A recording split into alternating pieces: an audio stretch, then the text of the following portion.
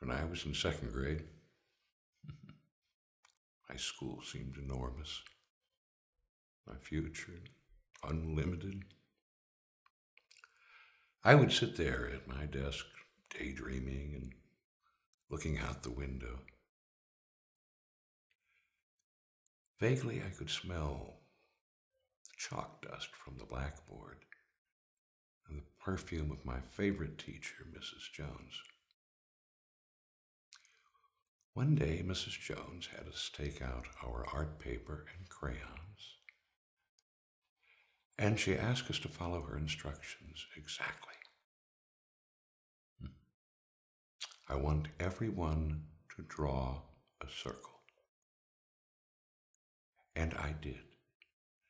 I threw myself into the task, crouching over my paper with the innocence and single-mindedness only a child can muster. I remember what my picture looked like.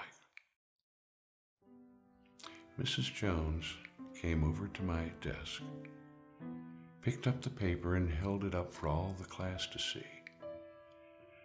She said, "Everyone look at Richard's paper. The circle is not perfect, and at the top the line does not quite connect."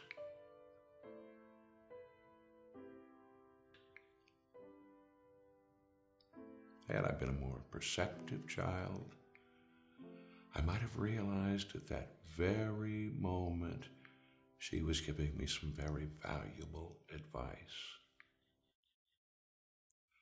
I trusted her so much. Then Miss Jones said, "I want you all to draw an X on that same sheet of paper."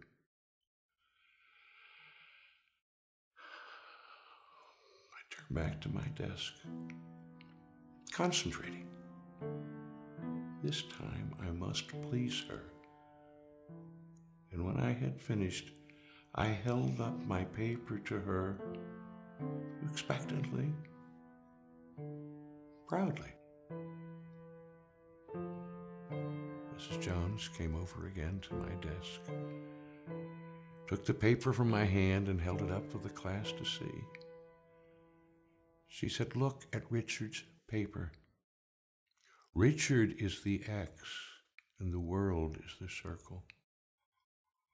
Although the lines in Richard's X are dark and strong, indicating his character, he will never fit in the circle, no matter how hard he tries. Not even the little opening at the top is big enough to allow him in." I was crushed, confused. Of course, I wanted to look around to see what the other children had drawn. I was too ashamed. The other pictures had been different.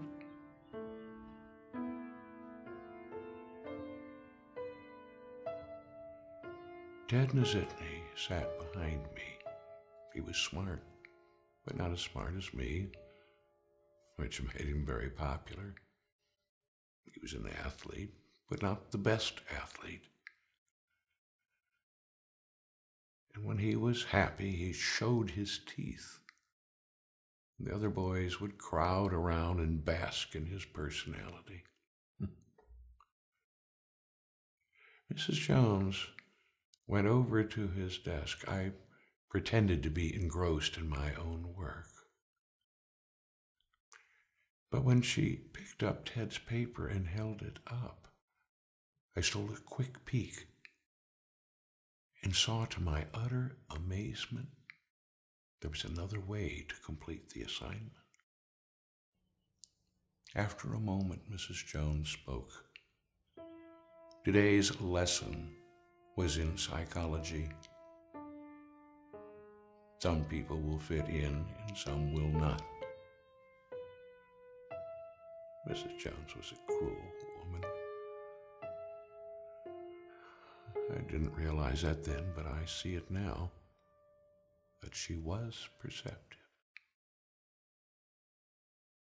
And on that day, I learned the first great lesson of my life.